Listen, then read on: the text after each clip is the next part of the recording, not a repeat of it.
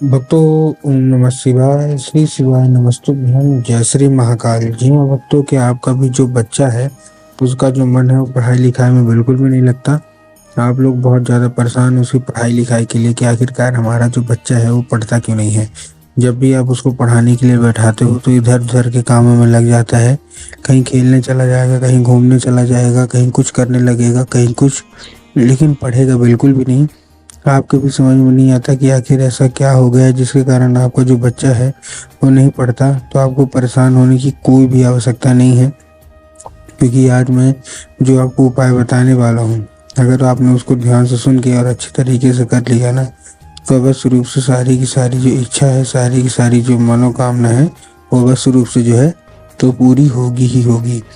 क्या करना है, कैसे करना है, पूरा का पूरा आपको बताऊंगा, ताकि आपका जो बच्चा है वो अच्छे तरीके से पढ़े और अच्छे तरीके से आगे बढ़े। तो बस एक एक उपाय ध्यान से सुन के अच्छे से करिएगा जरूर। देखिए, आपको भी पता है कि जो पूज्य गुरुदेव की कथा होती है उसमें लाखों की भीड़ आती है।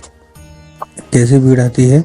लाखों की भीड़ आती है। और जब गुरुदेव की कथा में लाखों की भीड़ आती है, वहाँ ज़्यादातर जो भक्त होते हैं ना, वो क्या करते हैं, पत्र के द्वारा अपनी इच्छा और अपनी मनोकामना जो होती है वो गुरुदेव तक पहुंचाते हैं। तभी गुरुदेव की कथा चल रही थी, आज से 4 से 5 महीने पहले की बात है। गुरुदेव की क्या कथा चल रही थी। अब जब गुरुदेव की कथा हुई तो वहाँ ज़्यादातर लोग जो भक्त थे उन्होंने क्या किया, पत्र के द्वारा अपनी इच्छा और अपनी मनोकामना जो थी ना वो गुरुदेव तक पहुंचाई। अब जब गुरुदेव के पास पत्र पहुंचा और गुरुदेव ने पत्र पढ़ा, तो वहाँ गुरुदेव ने देखा कि ज़्यादातर जो भक्त हैं उनकी क्या है, केवल केवल एक ही मनोकामना है। क्या है मनोकामना? कि गुरुदेव, हमारा जो बच्चा है ना, वो उसका जो मन है वो पढ़ाई में बिल्कुल भी नहीं लगता। हम लोग बहुत ज़्यादा परेशान हैं कि आखिरकार हमारा जो बच्चा है वो पढ़ता क्यों नहीं है।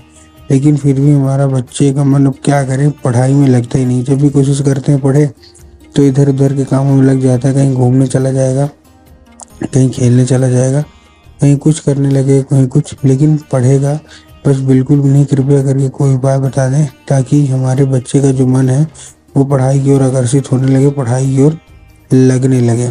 जब गुरुदेव ने देखा तब गुरुदेव ने 2 से 3 उपाय बताए और कहा केवल केवल ये उपाय कर देना। क्योंकि गुरुदेव ने उपाय इसलिए भी बताए क्योंकि उस पत्र में ये भी लिखा था कि गुरुदेव, हमने क्या कुछ नहीं किया उसके लिए, बहुत अच्छी उसको स्कूल में डाल के रखा है, बहुत अच्छा कोचिंग ट्यूशन दे रहे हैं, लेकिन फिर भी नहीं पढ़ता।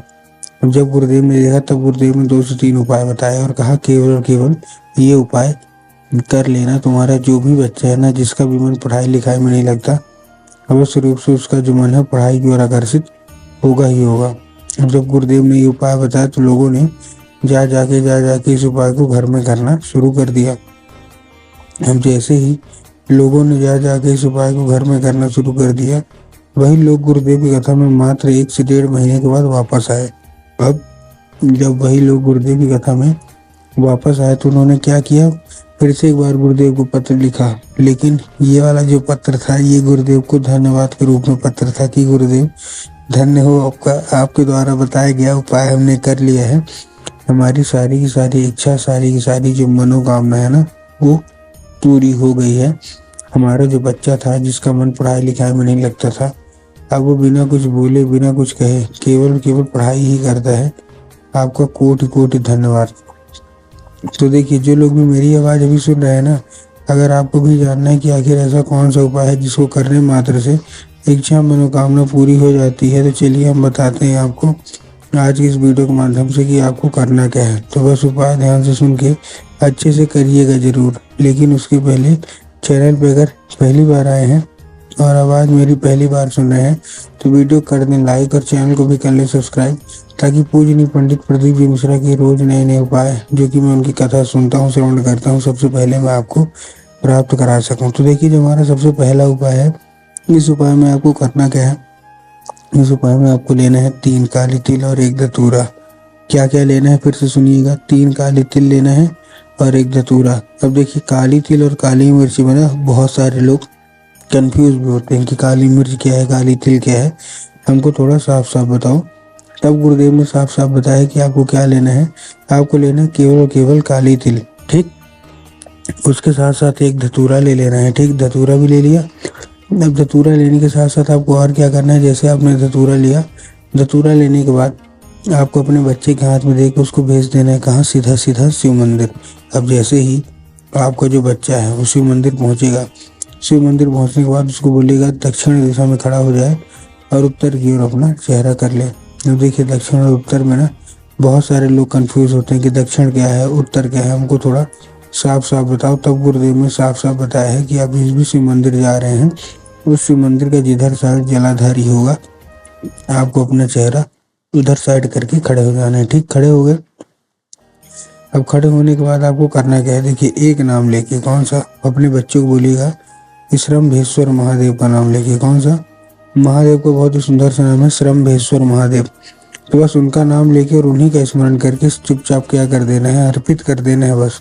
पूज गुरुदेव कहते हैं कि अगर आपने ऐसा कर लिया तो अवश्य रूप से सारी इच्छा, सारी जो मनोकामना है ना वो पूरी होंगी होंगी, और आपका जो भी बच्चा है उसका जो मन है वो पढ़ाई की ओर आकर्षित होगा ही होगा। ठीक, तो ये उपाय आपको क्या कर लेना है, अवश्य रूप से कर लेना है पहला। अब हम चलते हैं अपने दूसरे उपाय की ओर। अब देखिए जो हमारा दूसरा उपाय है, दूसरे उपाय में आपको करना क्या है, जो हमारा दूसरा उपाय है, इस उपाय के लिए आपको करना केवल और केवल एक काम है, क्या, जितनी भी माताएं हैं आपको ही लेना है। ठीक, आपको क्या लेना है, एक लाल फूल लेना है। ठीक, और एक लाल फूल लेने के साथ साथ ही आपको क्या करना है, जैसे ही आपने एक लाल फूल लिया, लाल फूल लेने के साथ साथ आपको केवल और केवल क्या करना है, आपके घर में माता सरस्वती की फोटो होना अति अनिवार्य होनी चाहिए। इस उपाय को करने के लिए आपके घर में माता सरस्वती की फोटो होना अति अनिवार्य है। ठीक, अगर आपके घर में माता सरस्वती की फोटो है तब तो अच्छी बात है, लेकिन अगर नहीं है तो आपको बाजार जाना है,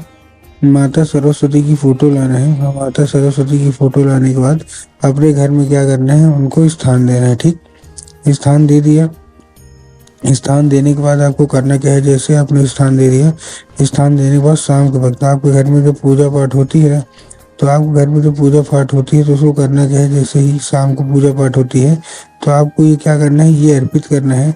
और ये अर्पित करने के बाद माता से उसको क्या मांगना है, माता से उसको औषधि के रूप में मांगना है कि माता कृपया करके हमको इसको औषधि के रूप में प्रदान करिए, हमारा जो बच्चा है बिल्कुल भी नहीं पढ़ता। अब क्या होगा, वो औषधि का रूप ले लेगा। ठीक, औषधि का रूप ले लिया। अब आपको करना क्या है, उसी रात जब आपको बच्चा अच्छे तरीके से खाना पीना खा के सो जाए तो आपको लाल फूल उठाना है और अपने बच्चे के माथे पे 2 से 3 बार आपको क्या कर देना है, फेर देना है।